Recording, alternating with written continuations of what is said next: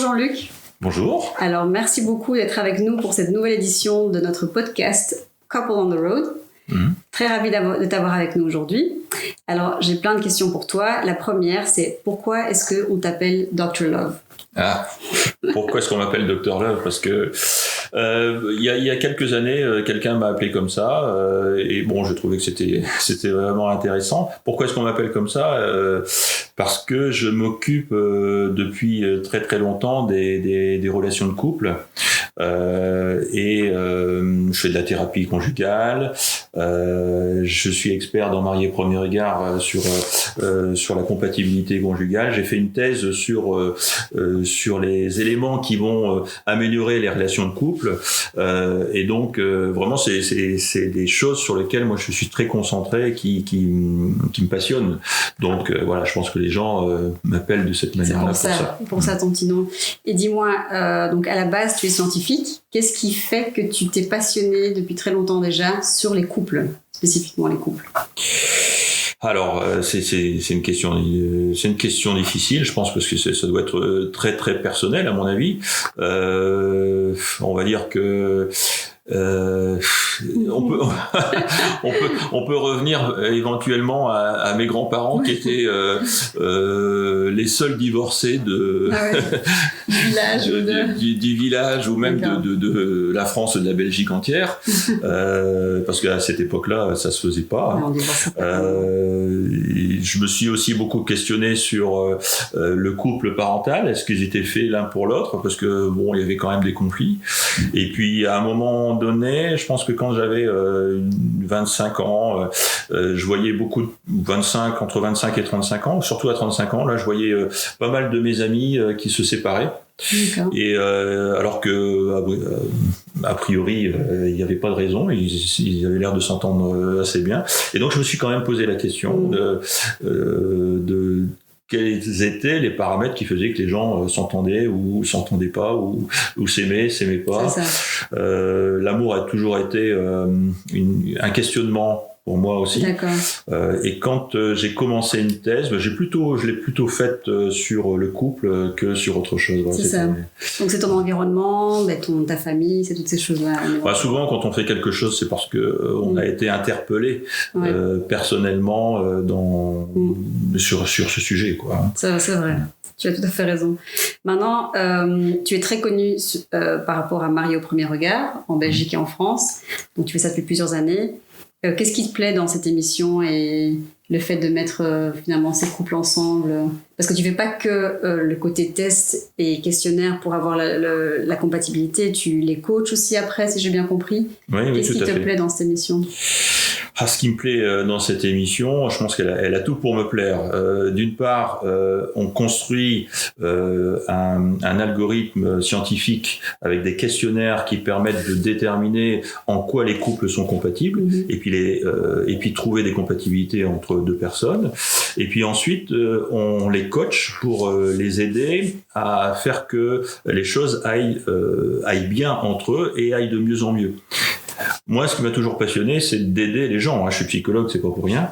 Même si initialement j'étais un scientifique pur et dur, on va dire, l'aspect humain, les relations humaines, ça m'a toujours passionné. Et puis j'ai toujours eu envie d'aider les gens à faire en sorte que leurs relations, que ce soit les relations amicales, les relations au travail et les relations amoureuses, qui sont des relations très très importantes, que ça se passe au mieux dans leurs relations, et que voilà, qu'il n'y ait pas de conflit ou de moins en moins de conflits. Ça me passionne. Comment faire en fait de manière générale pour que les gens s'aiment?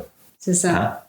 Comment faire en sorte que les gens s'aiment sur Terre? Mais c'est ça. C'est une grande question. C'est une grande question. C'est une grande raison d'être, ça. C'est pas, Et si on peut commencer par s'aimer, ou en tout cas ne pas se déchirer en couple, ce serait déjà un bon début, pas mal. Exactement. Voilà. Et comprendre comment on peut faire pour ne pas se déchirer. Oui, tout à fait. Mais justement, je vais te relancer sur ce que tu viens de dire.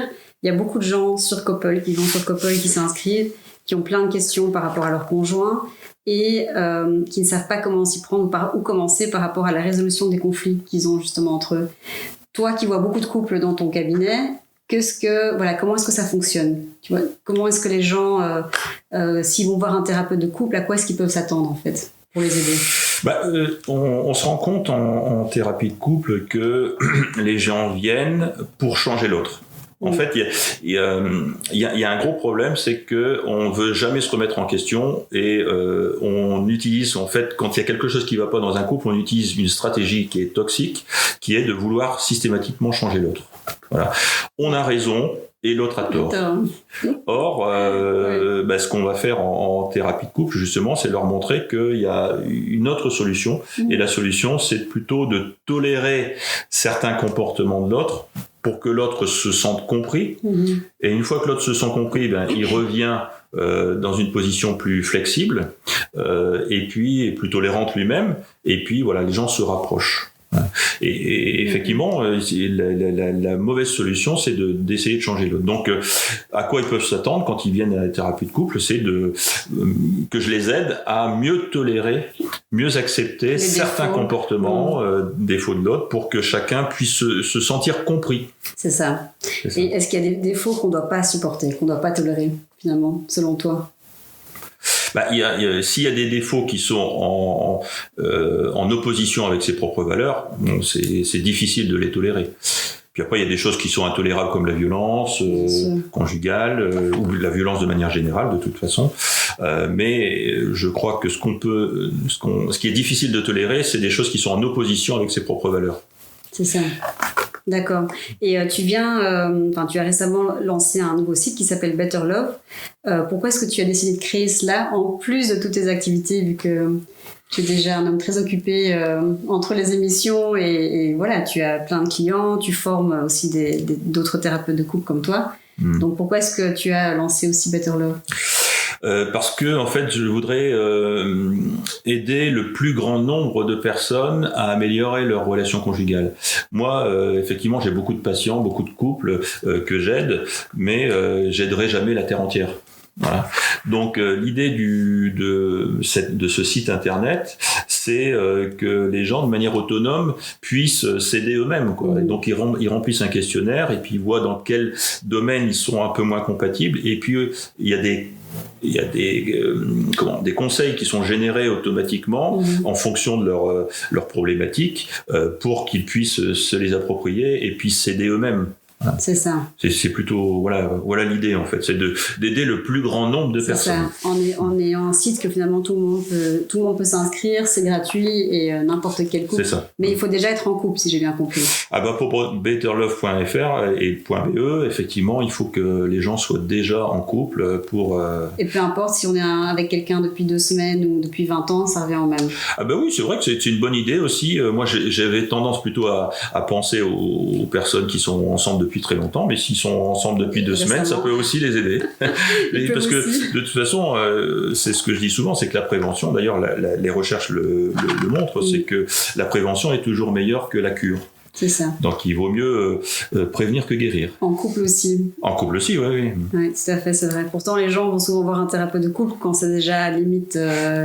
Quand c'est presque, je vais pas dire que c'est trop tard, mais quand c'est vraiment à la limite. Hein. Non, tu as raison, c'est que parfois on est obligé de ramer, alors que s'ils étaient venus 6 mois plus tôt, quand les problématiques commencent à émerger, ce serait beaucoup plus facile. Oui, c'est ça. Donc, est-ce que tu dirais d'ailleurs, je terminerai peut-être en te posant une question que je me pose moi-même, est-ce que quand on est bien en couple, dans son mariage, peu importe si on est marié ou pas, est-ce que tu conseillerais à un couple d'aller voir un thérapeute de couple ? De manière préventive, donc tout va bien, il y a de temps en temps des hauts et des bas comme pour tout le monde, ou est-ce que tu crois qu'il faut attendre un certain moment ? Disons qu'il faut attendre le moment où l'amour n'est plus aveugle. Voilà.